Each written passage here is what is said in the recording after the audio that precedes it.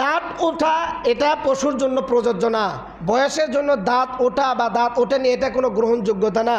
আপনার পশুর দুই দাঁত, গরুর দুই দাঁত উঠুক আর না উঠুক, দুই দাঁত উঠলেও হবে না উঠলেও হবে।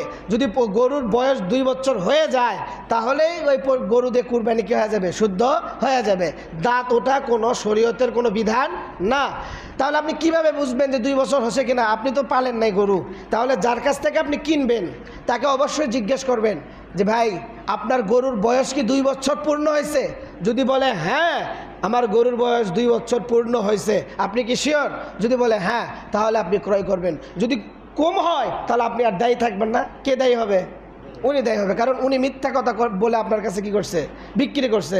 আর যদি আপনি যে আগেই জিজ্ঞেস করেন ভাই 2 দাঁত উঠছে নাকি, আবার অনেকে টেকনিক খাটায়।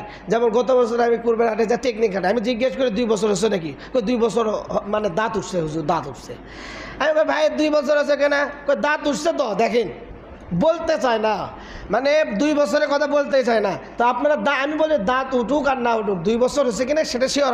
দাঁত উঠছে আবার 2 বছর হওয়ার এটা অনেক গরু এমন থাকতে পারে যে 2 বছর আগে দাঁত উঠছে, 1 মাস কম আছে বা 2 দিন কম আছে বা 5 দিন কম আছে, 2 দাঁত উঠে গেছে। তো আপনি কি করবেন এখন? একদিনও যদি কম হয় তারপরে তো আপনার ওই গরুতে কি হবে না? কুরবানি হবে না। 2 বছর পূর্ণই হতে হবে। তাহলে আপনি যদি খালি বলেন দাঁত উঠছে তো, কিন্তু একদিন যদি কম থাকে ওর হিসাবে।